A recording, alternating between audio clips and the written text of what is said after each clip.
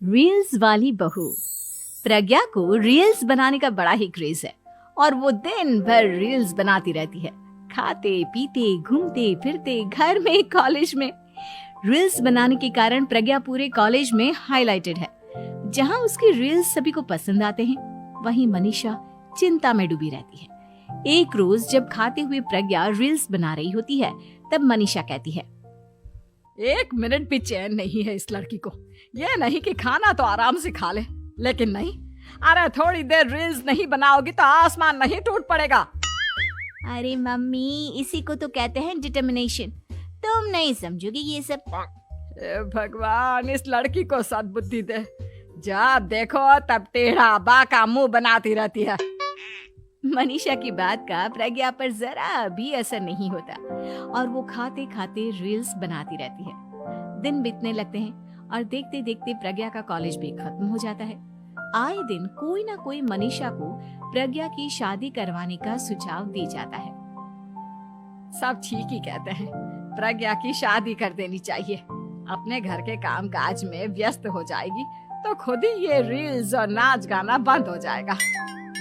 मनीषा और प्रेम प्रज्ञा के लिए एक अच्छा लड़का ढूंढने लगते हैं और तभी विकी का रिश्ता प्रज्ञा के लिए आता है, जिसने प्रज्ञा को उसकी रील्स देखकर पसंद कर लिया था। अगले दिन विकी अपने माता पिता के साथ प्रज्ञा के घर पहुंच जाता है और प्रज्ञा साड़ी पहने हाथों में चाय की ट्रे लिए उनके सामने आती है। जब विकी को पसंद है तो हमें भी बहू पसंद है। बहन जी, आप बारात की तैयारी कीजिए। एक बार लड़का लड़की अकेले में बात कर ले तो अच्छा रहेगा। हाँ हाँ, क्यों नहीं।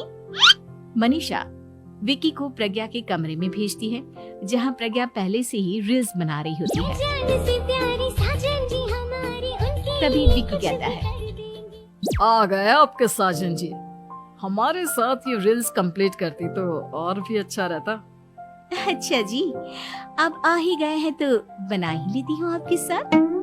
दोनों मिलकर रील्स बनाते हैं। जब वी मीट और तुरंत पोस्ट भी कर देते हैं। फिर विकी कहता है, जब आप साड़ी में चाय लेकर आई तब मुझे लगा कि कहीं मैं गलत घर में तो नहीं आ गया।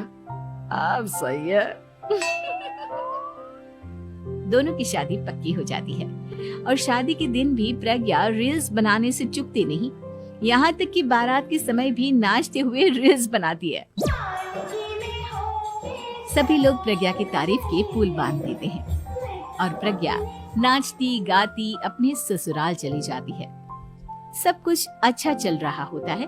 प्रज्ञा यहाँ भी दिन भर हर चीज की रील्स बनाती रहती है। लेकिन कुछ दिनों के बाद जब सुनीता कहती है, बहू, ये रील्स के साथ साथ कुछ काम भी कर लिया करो। वैसे तुझे और क्या क्या बनाना आता है? मम्मी जी, वैसे तो सब कहते हैं कि मैं सब कुछ अच्छा बनाती हूँ, लेकिन मुझे लगता है कि मैं मैगी अच्छा बना लेती हूँ। हाँ, कॉफी भी अच्छा बना लेती हूँ और मुंह तो सबसे अच्छा बना लेती हूँ। हैं? अच्छा अच्छा। सुनीता अपना माथा पकड़ लेती है और कहती है, बहू, कुछ खाना बनाना भी सीख लेती। मम्मी जी, मैं लंबी प्लानिंग कर रही हूँ। जल्दी ही मैं इतनी फेमस हो जाऊंगी कि मुझे पैसे मिलने लगेंगे। हम दोनों सास बहू राज करेंगे, राज। नौकर काम करेंगी और लोगों की तो लाइन लगेगी हमसे मिलने के लिए। तेरा दिमाग खराब हो गया है क्या बहू? हंसी मजाक तक ठीक है, लेकिन इस तरह घर नहीं चलते। जितना जल्दी हो इस घर के तौर तरीकों को सीख लो। प्रज्ञा मुंह घुमाकर चली जाती है और तुरंत उसी वक्त एक रील बनाती है। ये देख सुनीता का गुस्सा 7वें आसमान पर चला जाता है और विकी के घर आती ही सुनीता उसे सब कुछ बताती है। विकी भी अब प्रज्ञा की इन हरकतों से परेशान हो जाता है। तुम टेंशन मत लो मम्मा, मैं देख लूंगा। विकी कमरे में जाता है तो देखता है कि प्रज्ञा रील्स बना रही है। विकी बड़े ही प्यार से प्रज्ञा से कहता है, प्रज्ञा, इन सब के लिए मैं तुम्हें मना नहीं कर रहा हूँ, लेकिन फिर भी हर वक्त तो ये अच्छा नहीं लगता ना। समझने की कोशिश करो, मुझे भी तुम्हारा थोड़ा वक्त चाहिए। मैं जब ऑफिस से आता हूँ तो मुझे समय देने की जगह इसी में लगी रहती है। तुम ज्यादा ही सोच रहे हो। तुम भी मेरे साथ रील्स बताती है। विकी भी अब प्रज्ञा की इन हरकतों से परेशान हो जाता है। तुम टेंशन मत लो मम्मा, मैं देख लूंगा। विकी कमरे में जाता है तो देखता है कि प्रज्ञा रील्स बना रही है। विकी बड़े ही प्यार से प्रज्ञा से कहता है, प्रज्ञा, इन सब के लिए मैं तुम्हें मना नहीं कर रहा हूँ, लेकिन फिर भी हर वक्त तो ये अच्छा नहीं लगता ना। समझने की कोशिश करो, मुझे भी तुम्हारा थोड़ा वक्त चाहिए। मैं जब ऑफिस से आता हूँ तुम मुझे समय देने की जगह इसी में लगे रहते हो। तुम ज्यादा ही सोच रहे हो। तुम भी मेरे साथ रील्स